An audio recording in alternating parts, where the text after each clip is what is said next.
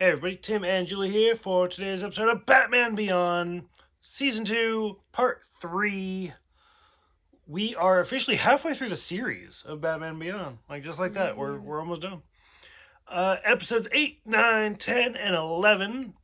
Some returning villains, some new villains. So the first episode, Hooked Up. So this is, let's see, we got a new character, Donnie, who is addicted to VR, which again, this came out like 1999, 2000-ish. So virtual reality was kind of like more theoretical then. Like it's not even where it's at now. And kind of like the Slappers episode, it's all about addiction, being addicted to VR. And even today, like that's something like people are addicted to cell phones, people are addicted to video games, and VR is just one more thing. But realistically, the villain is Spellbinder. It's the return of Spellbinder, the psychiatrist for the high school.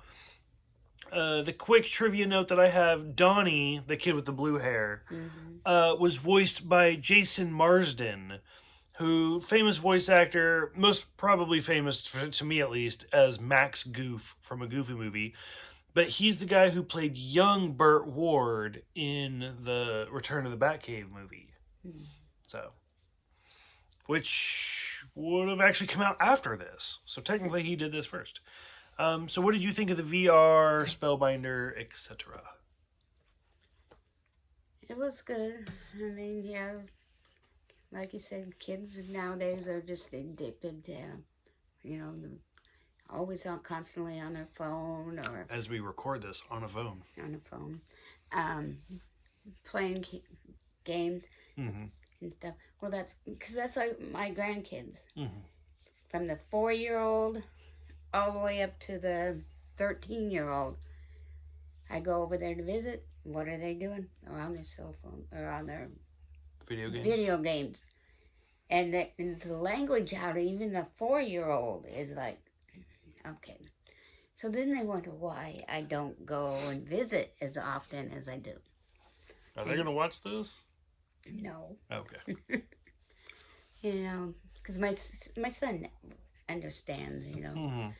because he'll yell at him to come out of your room. Your grandmother's here to see you. So, and like when Cameron comes to visit, I give him 1 hour on my phone. Because I don't have the internet. I don't have all that stuff.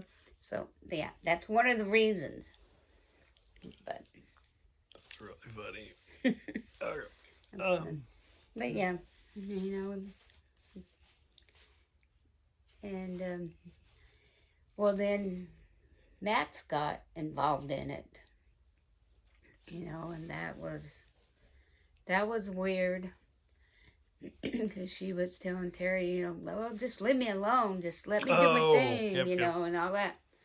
And you think like she's actually like succumbed to the addiction? She did the addiction, but she fought back. Yeah, she came back. It was good. Yeah, it was good.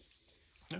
The next episode, Rats, which I don't know why, but that episode has stuck with me my entire life. Like I remember when it first debuted.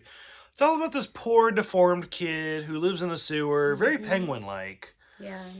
And he thinks Dana is neglected because she's a rich, pretty girl, so she doesn't know what it's like to be neglected. Whatever. But anyway, so he thinks that she's neglected, so he kidnaps her and wants to give her a better life. Yeah.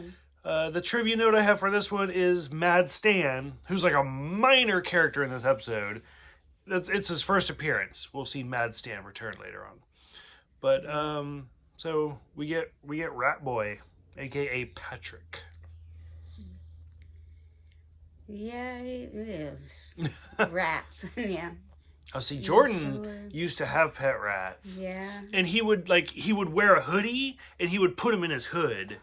And then we would go to Walmart or we'd go to the store or something. And especially I had a manager. And I'd be like, Tyler, somebody just complained that there was a rat on aisle 4. And he's like, ew, really? I was like, yeah, it's right here.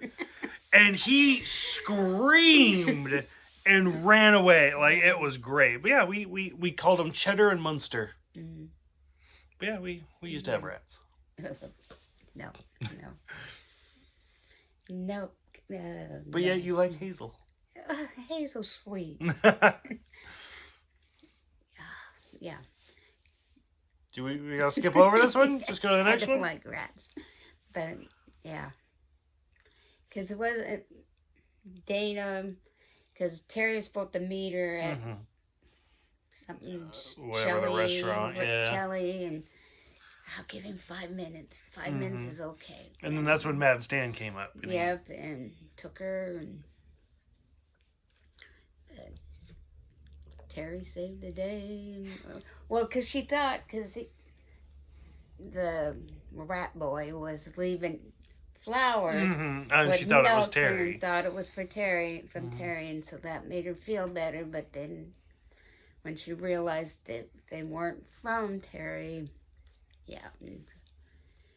But he saved the day as usual. All right, we'll skip over that one. I love that one. It's one of my favorites.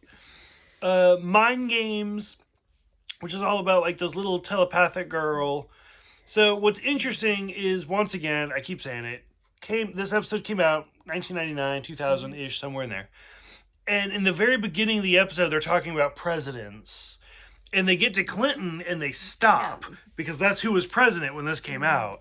But I love where they're like, Clinton was the fun one and then came the boring one. And it's like, oh, that's great. So we get that. But the whole episode's about this little telepathic girl crying out for help. Yeah. When I first saw at the beginning, I thought it reminded me of the Addams Family. Oh, Wednesday? Wednesday, yeah. I could see that. It Big creepy eyes. Yeah, it reminded me of that. And so I thought it was going kind of that way a little bit. But yeah, when she was telepathing herself for Terry, and Terry thought he was losing it. And I love the test. Yeah, the test, yeah. And she kept being right there, and he's trying to take this test, and teacher told him to shut up, and and Max told him, come on, do the test, we gotta do the test. But there was a reason why she was telepathing, to get Terry to help her get back to her real parents. Right. Missing her. And the final episode for this group, Revenant, the return of Willie Watts, which I didn't think we'd see him again. He was in the episode Gollum from the first season, where he was like the little skinny nerdy kid. And once again, we kind of go telepathic. In that episode, he like controlled this robot, and now he is also telekinetic, I guess technically, but still, it's 2 psychic episodes. But now he's in prison and he's big and buff. Yeah. And everybody thought he was a ghost. It's very Carrie. It's a very Carrie type episode, like Sissy Spacek. Yeah.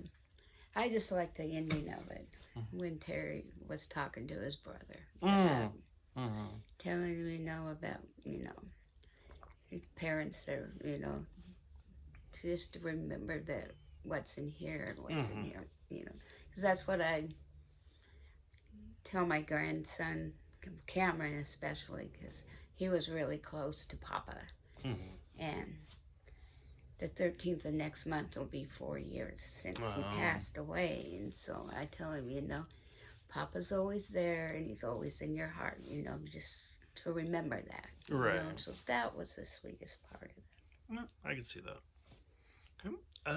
So like I said, halfway through the series, halfway point, what you thinking? I'm liking them. Good. Some better than others, but yeah, I'm liking them. I'd say that with every show, though. Yeah. So, okay. Any closing thoughts for these 4? Yeah, they were good. They were good. So, for those who have seen Except for the rats. the best part. Now I'm going to go out and buy some rats. Buy some rats. So, for those who have seen it, go ahead, let us know, what did you think of Spellbinder? What did you think of the rats?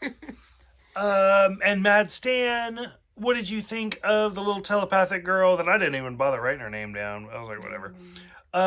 We will later on watch an episode of the Justice League in the next crossover episode we do, and she reminds me of that episode. So, if we still remember her by that point. So what do you think of the telepathic girl, and what do you think of the return of Willie Watts? So go ahead, let us know. What do you think about the first half of the series? So after this, we got the second half of season 2, and then season 3.